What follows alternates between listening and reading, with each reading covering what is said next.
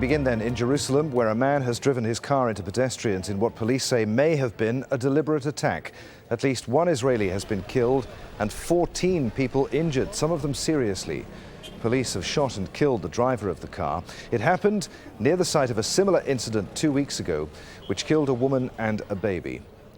Well, this on a very tense day in Jerusalem following a morning of violence at the Al-Aqsa Mosque. Israeli activists tried to storm the compound.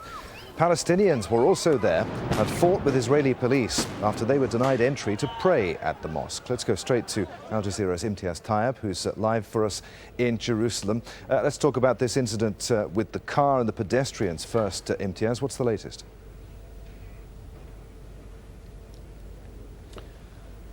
Well, what we know is that at least one person is dead and a number of people are injured, some seriously, after what Israeli police are describing as a hit-and-run terror attack. They tell us that a Palestinian man drove his car into a group of people waiting at a busy light rail train station platform. Now, this station effectively sits on the border of East Jerusalem and West Jerusalem, occupied East Jerusalem.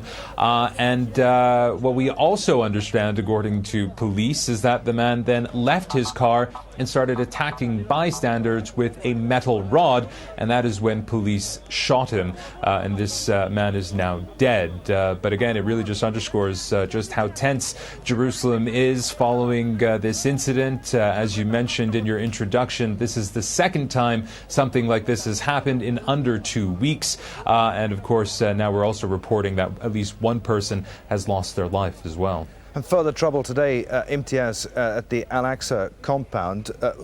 What's going on there? Tension has been growing in the area for the past few months.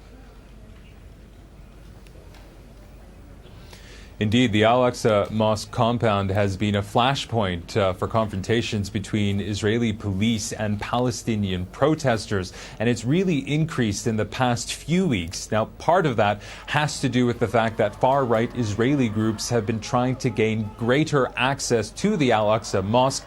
Their aim really is to be allowed to pray there. Currently, they are not allowed to pray there as part of an agreement between Israel and Jordan. But the substantive issue of the clashes that happened today is a group of these far-right Jewish activists were at the Al-Aqsa Mosque following the shooting of one of their leaders 1 week ago.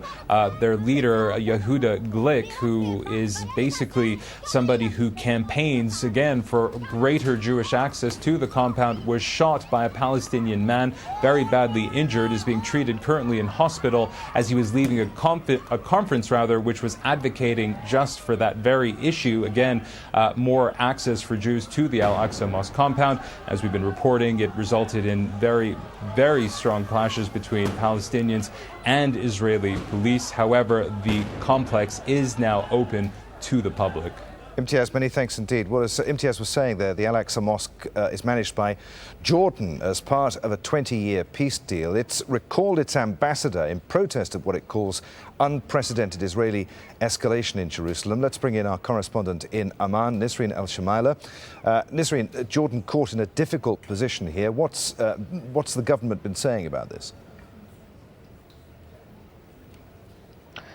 Well, basically, Adrian, we understand that Prime Minister Abdullah Mansour has ordered the foreign minister to recall the ambassador and as well to make arrangements with the Jordanian delegation in New York at the United Nations to file an official complaint against Israel at the United Nations Security Council. So not only has Jordan recalled its ambassador in protest against Israeli violations in Al-Aqsa compound, one of the Islamic shrines in Jerusalem, which Jordan looks after, and Israel is supposed to recognize this role for Jordan under the peace treaty. But now Jordan is filing a complaint, an official one, at the United Nations Security Council. And we understand from the government that arrangements are already underway to file this complaint officially. Now, we know that this ambassador who was appointed 3 years ago, Walid Abeidat, has been in Tel Aviv for 3 years without any issues. There have been violations by Israel in Al-Aqsa, but this is the first time since 2011